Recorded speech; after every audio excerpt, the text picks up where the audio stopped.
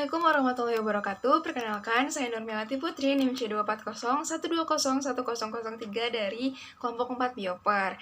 Pada kesempatan kali ini, saya akan memaparkan materi apa saja yang sudah saya pelajari selama praktikum Biologi Perikanan di semester 4. Yuk, simak videonya. Sebelumnya, Bioper itu apa sih? Biologi Perikanan.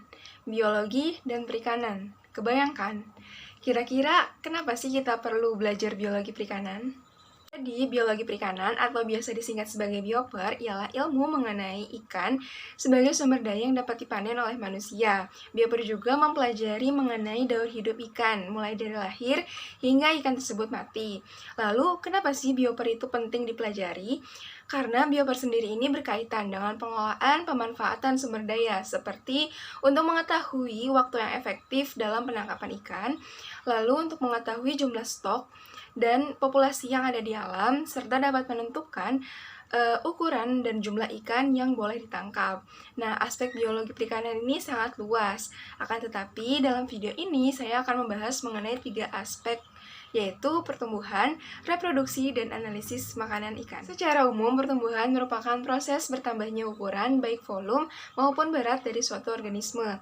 Aspek yang dipelajari dalam pertumbuhan ini mencakup distribusi frekuensi panjang, hubungan panjang dan bobot, dan faktor kondisi. Nah, DFP ini dapat dihitung dengan terlebih dahulu menentukan selang kelas, jumlah kelas, dan frekuensi dari masing-masing kelas. Lalu, HPB ini dapat menghasilkan pola pertumbuhan, baik itu isometrik ataupun alometrik. Alometrik ada 2, alometrik positif dan alometrik negatif. Alometrik negatif ini B-nya kurang dari 3 menunjukkan bahwa pertumbuhan panjang ini lebih dominan. Selanjutnya, pertumbuhan alometrik positif, B-nya lebih dari 3, berarti pertumbuhan beratnya ini lebih dominan dibandingkan pertumbuhan panjang. Lalu dari persamaan HPB ini dapat dijelaskan bahwa setiap penambahan satu satuan panjang akan mempengaruhi bobot sebesar sekian. Nah, terakhir ini ada FK atau faktor kondisi yang menjelaskan kemontokan dari ikan. Next ialah kajian terkait reproduksi ikan. Secara umum, reproduksi ini merupakan kemampuan suatu organisme dalam berkembang biak dan mempertahankan dirinya dengan tujuan untuk menjaga kelangsungan hidup dan menghasilkan generasi berikutnya. Aspek reproduksi sendiri mencakup proporsi kelamin, TKG, IKG, fekunditas, dan diameter telur. Nah, untuk proporsi kelamin ialah perbandingan antara ikan jantan dan ikan betina yang terdapat dalam suatu perairan. Lalu IKG ialah tahap perkembangan gonad sebelum dan sesudah ikan memijah. Lalu IKG ialah nilai perbandingan antara bobot gonad dengan bobot tubuh. IKG dan TKG ini memiliki hubungan yang berbanding lurus. Semakin besar TKG, semakin besar pula nilai IKG yang didapatkan.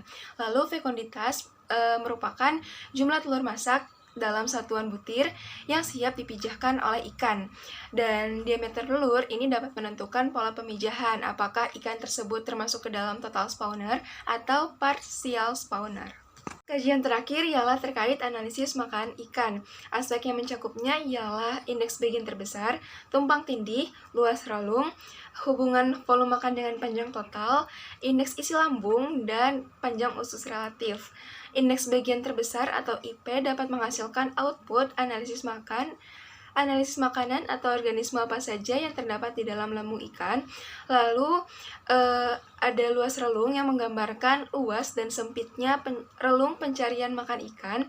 Lalu ada tumpang tindih yang menggambarkan persaingan dalam 2 populasi atau lebih yang memanfaatkan satu relung yang sama. Dan PUR yang membagi ikan ke dalam 3 jenis kelompok, yaitu ada herbivore, carnivore, dan omnivore. Sekian yang dapat saya paparkan pada video ini. Semoga dapat memberikan manfaat bagi yang menonton. Sekian, wassalamualaikum warahmatullahi wabarakatuh.